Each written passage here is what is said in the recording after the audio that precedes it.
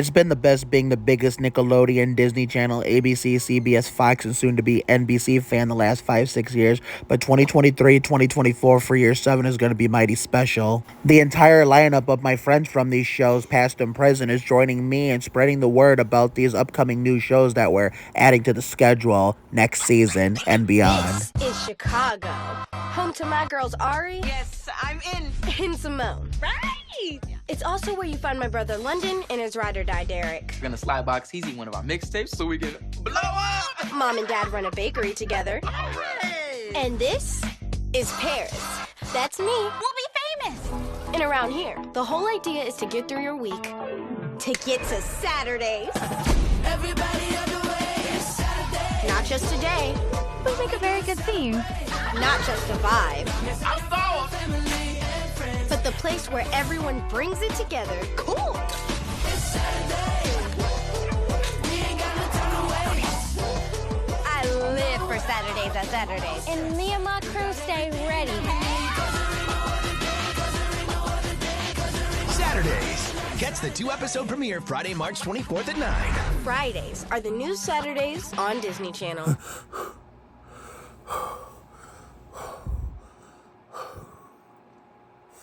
I was excited there for a second. I thought that I just got warped into the universe of what apparently was a new show I'm hearing about. Fridays are the new Saturdays. What the fuck is this shit? I mean, I'm not complaining, but I'm trying to figure out, well, who came up with this idea. Whoever is the one responsible behind this, they're not just a genius. They're more than just a genius. They're wise like Dale Earnhardt Jr. because you can't spell Budweiser without being wise. And for those of you asking, no, dumbasses, that's not the name of the show. That's just the fucking slogan. The real name of the show is just simply Saturdays. And you would think Disney Channel would schedule this shit on a Saturday night, which would be fitting. And I apologize for the reflection, my reflection in the mirror. Actually, it's going to be on Friday night. So that's why they have the slogan, Fridays is the new Saturday. So our outros for our YouTube videos are probably going to grow longer and longer and longer with the more new shows we're going to get in 2023, 2024, with slogans and, not slogans, life lessons and quotes, that we could use down the road in life. Because we got this one on Disney Channel. We got Pretty Freaking Scary also on Disney Channel coming soon.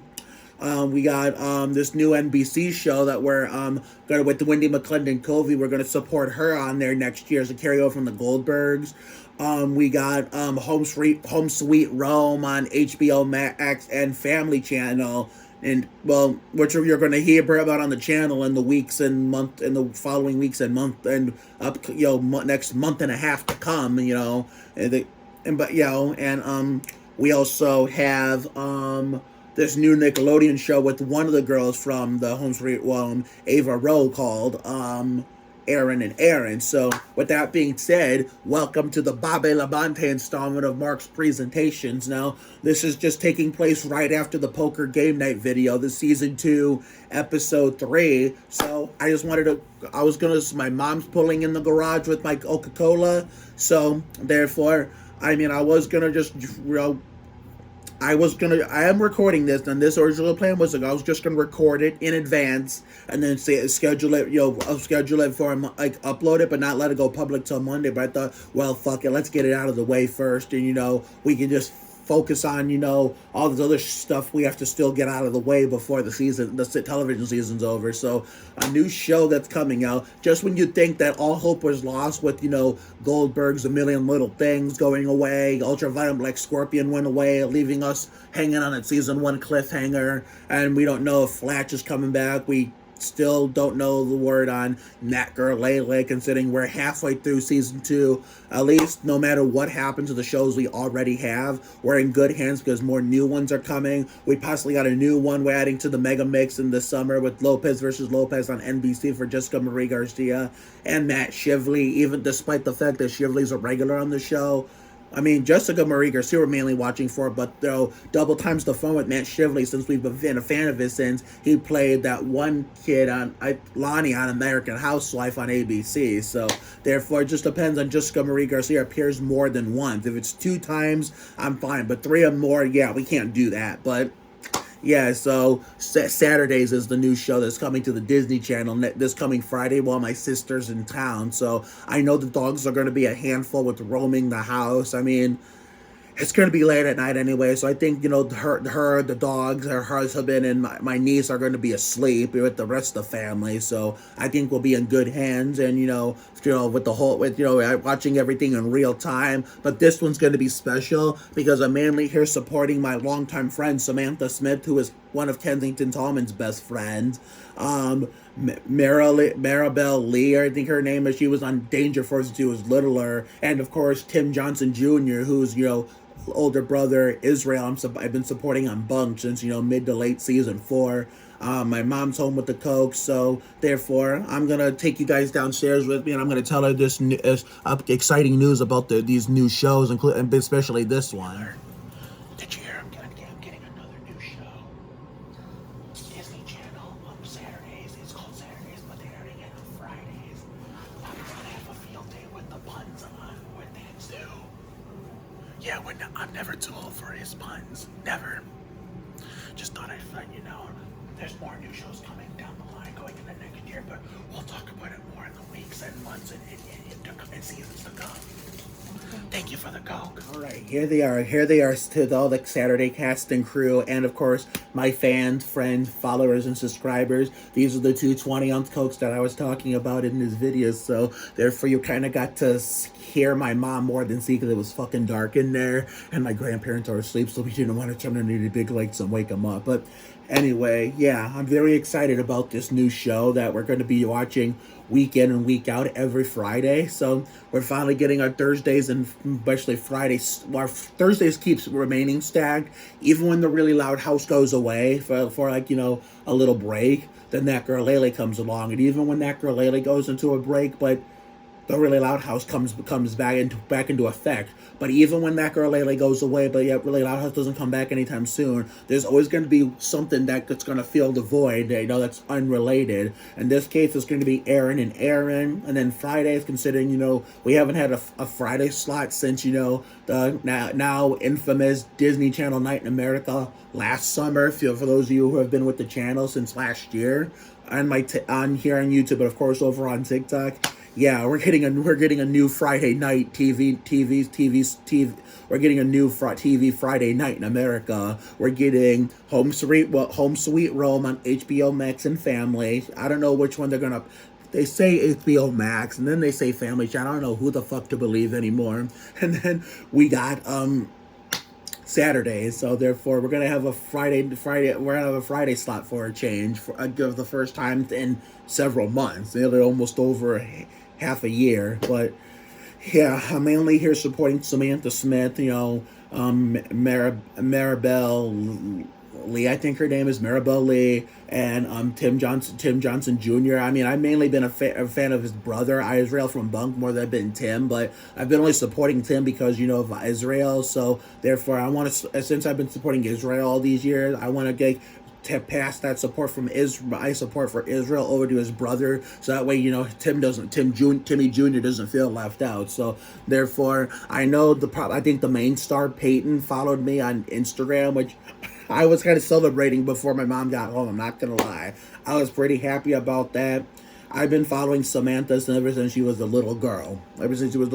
Now she's basically all grown up now. Where did the little Samantha Smith go? Like, holy shit. But this looks like it's a legit show. I do love roller skating in real life. In fact, around the anniversary of me going roller skating with a couple of friends associated with my work experience, is coming up when we enter Roller Arena, which is down the street. Going that way, down the street from my house with the Elyria North Ridgeville border, and we went roller skating to the Roller Arena, and there's a video that I've been trying to download from my friend Katie's Facebook, even though it's private, so you can't really download a private Facebook unless you get a paid Facebook video, which until you get a paid source, which is fucking stupid. I mean, there's no way you can download, there's a Facebook video download, looks like exactly how like a public video downloader does, but I'm sure I'm going to figure it out one way or another. There's got to be a way, so therefore, if I'm able to download that video, I would like to share that video with the cast of Saturdays, so that way they could see my roller skating experience, because I do have a lot of good memories with it. I do have some bad. And one of the bad memories is, watching my friend in school break his leg in the 2003-2004 season. Because I don't know what happened, how he fell, but I got off. Was in Skateland when I lived in Michigan in the Lenore house. I was getting off the skating rink. I can't remember what I was doing. I was like 9 years old, and the Dance Dance Revolution game had cup of one of my favorite Ricky Martin songs. Considering I'm a big Ricky Martin fan, Livin' La Vida Loca. They had Pedro Victorio's cover of Cup of Life on there.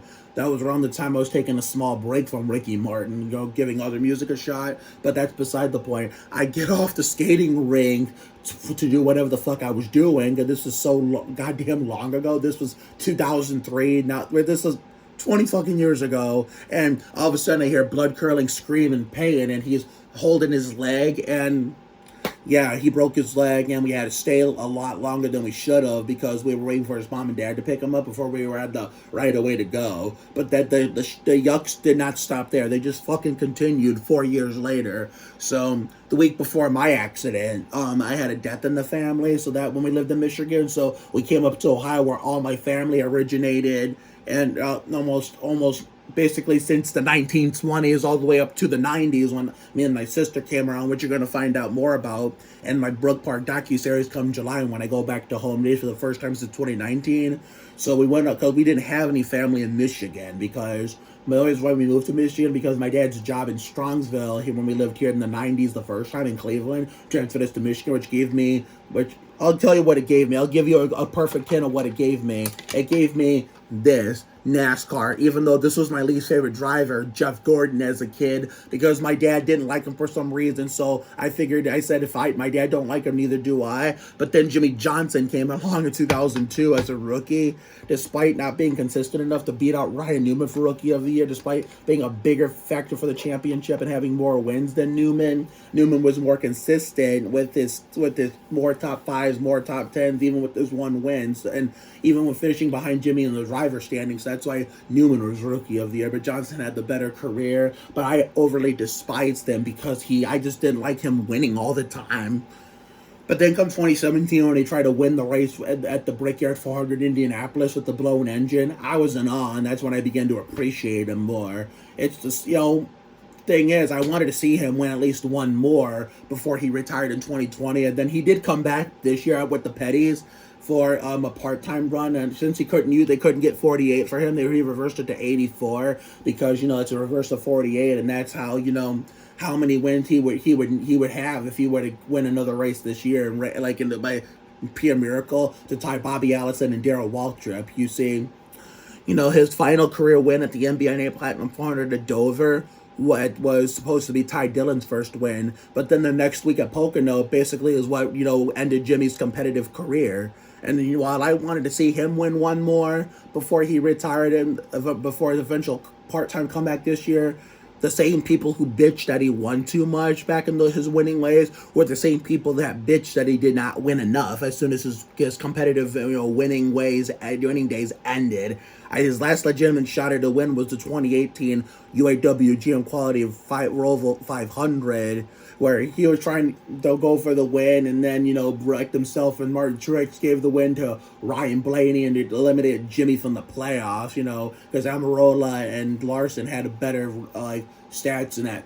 I think it was the round of 12, I think it was, where, they were in a tiebreaker, Jimmy, so they got the tiebreaker, sending Jimmy home. Except, unlike in NASCAR, for those of you on the Saturday cast that don't know, unlike in the NBA, the NFL, the MLB, the NHL, and NASCAR, considering since they introduced their own playoff called the Chase in 2004, even if you're mathematically eliminated like the 2004 format or the current 2012, 2013 form, the early 2010 format, with the wild card stuff, even if you no longer got a shot at the championship, you still got to be on the race. It's the same thing when they implemented the win in your end chase format in 2014.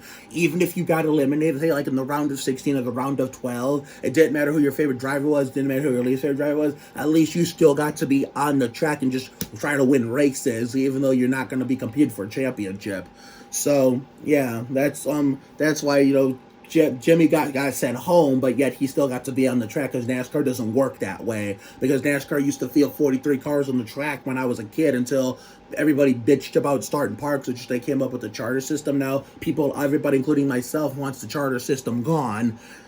Because, competitive teams, semi-competitive teams could use those chargers that are being clogged up by useless, slow teams like Rick Ware Racing and all these other slow-ass, teams that don't have any business being out there, to the point where, we can field 43 cars again like before with or without the charter system. But, hey, what the fuck do I know? But, yeah, that's because, Michigan gave me that sport, and it gave me smooth jazz, V98.7, which whenever I came up here to visit family, I listened to 107.3 The Wave. WNWV Elyria, Cleveland. The call sign for V98.7 was WVMV FM Detroit. But yeah, we lived in Michigan because we had no family there because they were all here. We've had people drop in the family, drop like flies and go be with God. So I had one in 2007. We took care of that, and then when we finally got back to regular scheduled daily lives, I could care less about how my dad, mom, and my sister's week went, or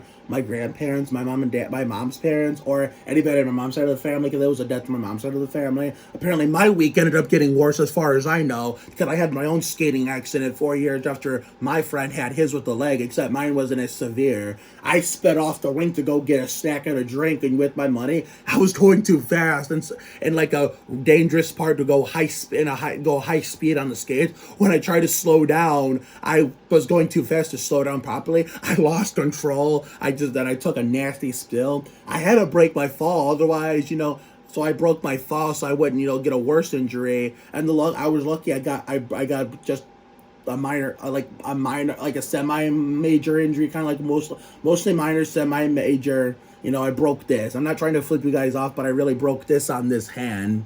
Because look at it compared to, on the middle finger on my left hand, it's straight. It's like it's always been my whole life. If you look at this one, it's healed, but it's curved because it's been broken. Yeah, I broke that in a roller skating accident because I was 13-year-old me was a dumbass and was going too fast, like he was at Daytona or Talladega, or nowadays Atlanta Super Speedway, a Daytona Talladega prototype.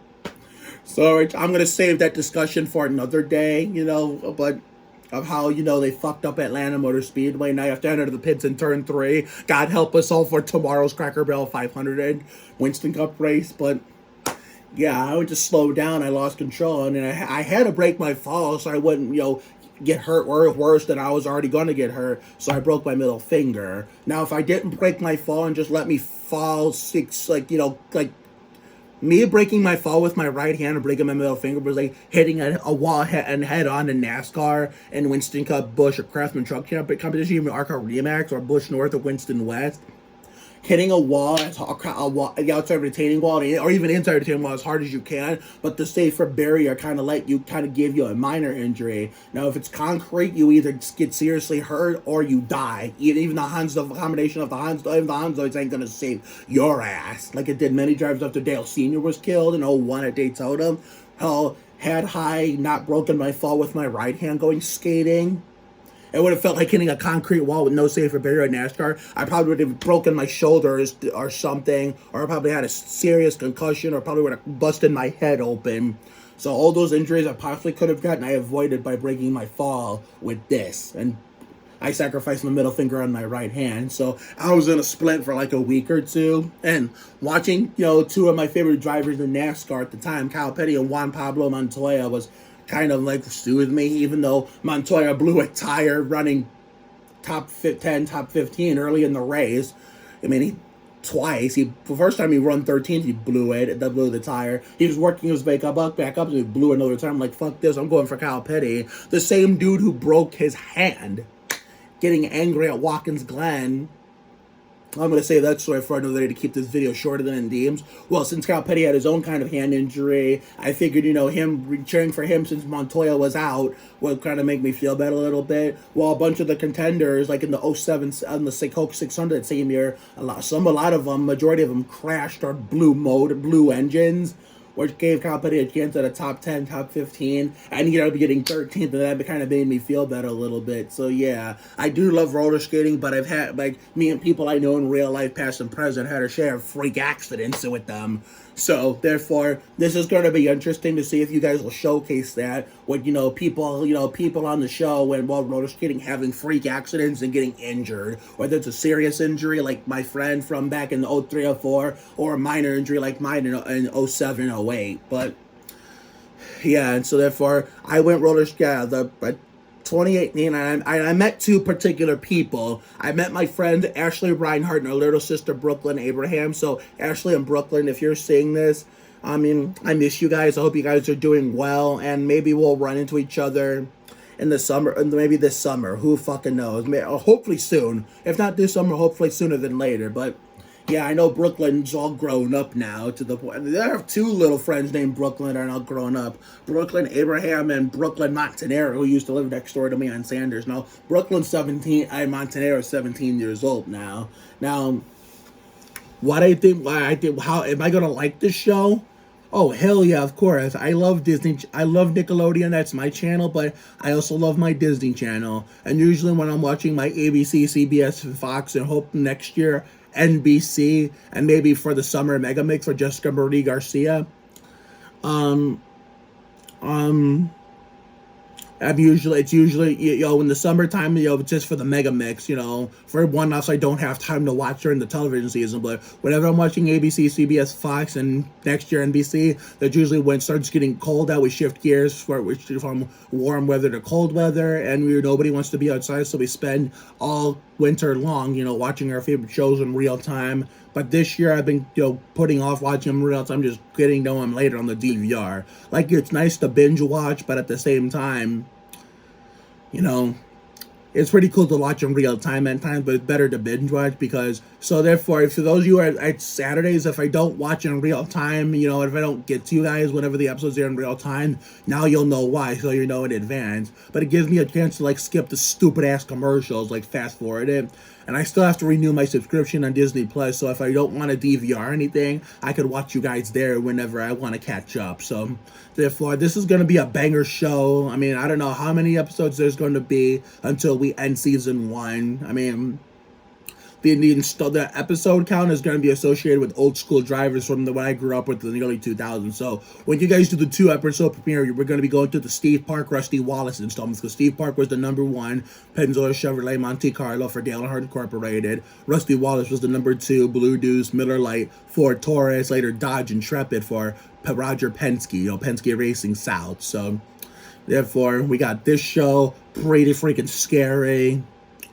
Aaron and Aaron, Home Sweet Rome, and that new NBC show with Wendy McClendon and Covey. I still got to get the name of it, but this will do it for the Bobby Labonte installment of Mark's presentations. Now, episode 19 and 20, we'll be talking about Home Sweet Rome. We'll probably DVR the sneak peek to the world premiere of this show we're talking about, and we'll probably, save it for Saturday or something like that, and Home Street Rome, I will be watching. Well, we will be getting started on that next month with Aaron and Aaron, and we're gonna get back to bunk. We're gonna have to bite the bullet because of the now we're getting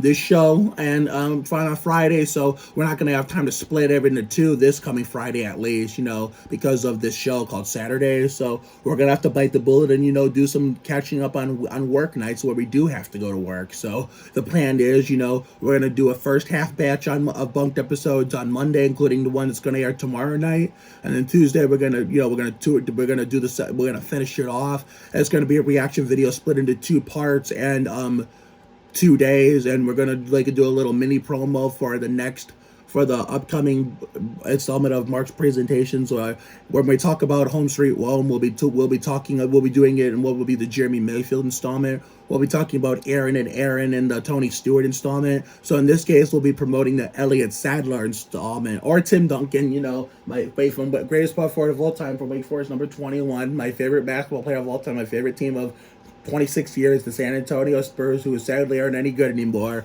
So for that installment, we'll be talking about Bunked getting a season 7, and that's what we're going to be promoting in Monday and Tuesday's split reaction video of one batch of one half batch of one episodes, and the one other half batch of have episodes within 2 days. So have a good night tonight and a better day tomorrow. Life will give you a lot of lows, but when you hit a high, enjoy it. It ain't for the weak. Goddamn, pace yourself, bring your ass, be you. You have to try harder to do less. You can't deport a dream. Sometimes the worst things in life lead to the best things. Always bet on the side of love. You gotta check yourself before you wreck yourself. Sometimes you just gotta be present. You never fail until you stop trying. It never pays to worry too much about things. It's never too late to turn the day around. Another day on time, another day to shine. Sometimes you just gotta flock yourself. Trust your instinct, stand up for yourself, not back down to anyone. All for one, one for all. She love act different. You gotta bounce. Just when you think things will never be okay again, here comes a miracle that proves you way wrong.